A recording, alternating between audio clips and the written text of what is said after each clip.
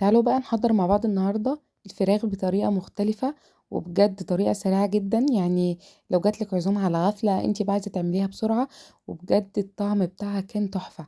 بصوا يلا بينا. كان هنا معايا بصل بقى، مطلعه بصلتين كبار كده حلوين، بشرتهم بالطريقة ده عشان يبقى كلهم متساويين في الحجم، او ممكن يعني تقطعيهم على ايدك شرايح براحتك.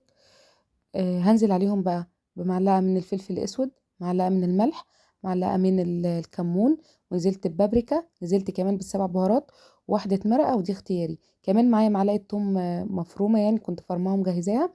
هقلبهم بقى كده كويس لحد بصوا ما فرقت الخلطة كده معايا في البصل. بعد كده نزلت بمعلقتين من العسل ومعلقتين من الزيت وقلبتهم في بعض.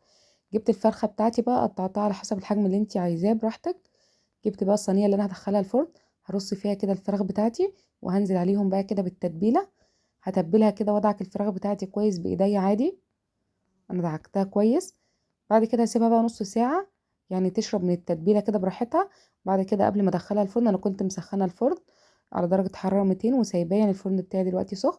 نزلت بقى بشرايح طماطم، شرايح جزر، يعني براحتك شوفي انت عايزه تحطي عليها خضره ايه، ممكن كمان تحطي عليها فلفل، بس انا استكفيت بالجزر والطماطم. هدخلها بقى فرن سخن واسيبها بقى لحد ما تستوي من تحت تماما، يعني تستوي من جوه تماما. وبعد كده ايه، هطلعها على الوش كده تاخد لون. قبل ما ادخلها تاخد لون، هجيب الصوص بتاعها اللي من تحت في الصينيه دي، هاخد منه معلقتين وهنزل عليه بمعلقه واحده بس صلصه، وهقلبهم كده في بعض بالفرشه وهدهن الوش بتاعها، وبعد كده ادخله تحت الشوايه. اول ما تاخد لون هخرجها. بصوا بعد ما طلعت بجد تحفه، اقسم بالله طعمها تحفه، وكل اللي اكل منها بجد عجبته. جربوا الطريقه دي. ده غير ان هي كمان مش بتاخد وقت نهائي، يعني سريع سريع كده. وبجد الوصفة دي تحفة، وكانت الفراخ دايبة. جربوها. ولو عجبك الفيديو ما تنسيش تشتركي في القناة وتفعلي زر الجرس عشان يوصلك كل جديد. والسلام عليكم ورحمة الله وبركاته.